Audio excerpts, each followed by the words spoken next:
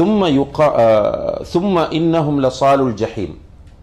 அவர்கள் அல்லாஹ்வை பார்ப்பதை விட்டும் தடுக்கப்பட்ட பிறகு நரகத்திற்குள் அவர்கள் நுழைவார்கள். லசாலுல் ஜஹீம், அவர்கள் நரகத்திற்குள் நுழைவார்கள். சும்ம யுகாலு ஹாதல்லதி குந்தும் பிஹி துக்கதிபூன். பிறகு அவர்களிடம் சொல்லப்படும், இந்த மறுமையைத்தான், இந்த நரகத்தை தான் நபிமார்கள், ரசூல்மார்கள், தாயிகள், அழைப்பாளர்கள் எல்லாம் வந்து உங்களிடம் சொன்னார்கள்.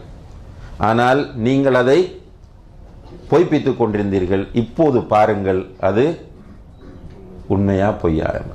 நரகத்தில் தூக்கி போடப்பட்ட பிறகு ஞானம் வந்து பிரியோசனம். அல்லாஹ் சூரத்து ஃபாத்திரிலே சொல்லுகிறான், நரகத்திலே அவர்கள் தூக்கி போடப்பட்ட பிறகு நரக வேதனை தாங்க முடியாமல் வஹும் யஸ்தரிஹூன ஃபீஹா, அந்த நரகத்தில் அவர்கள் கூக்குரலிட்டு கத்துவார்கள். சுராஹ் என்றால் ஒரு பயங்கரமான நிகழ்வை பார்த்து கத்துவதற்கு தான் அரபியிலே சுராஹ் என்று சொல்வது.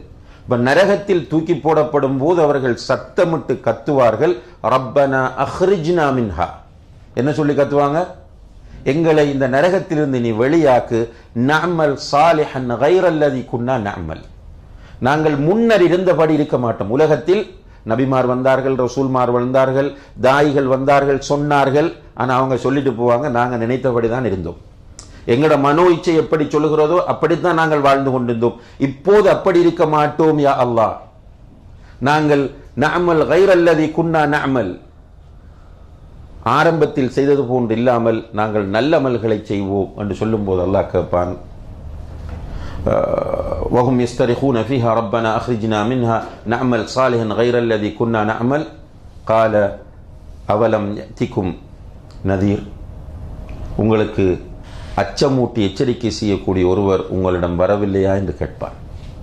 இப்படி ஒரு நரகம் இருக்கிறது, நரகத்தை நீங்கள் பயந்து கொள்ளுங்கள், நரகத்தை பயந்து கொள்ளுங்கள், நரகம் உண்மையானது என்று உங்களை எச்சரிக்கை செய்யக்கூடிய ஒரு எச்சரிக்கையாளர் உங்களிடம் வரவில்லையா என்று கேட்கும்போது போய் சொல்ல முடியுமா?